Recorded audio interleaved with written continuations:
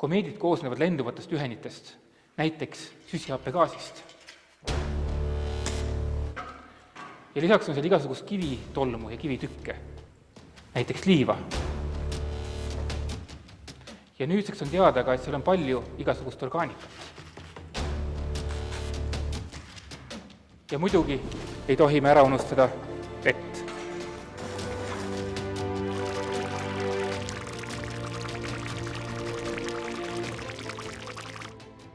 See ongi meie komeet.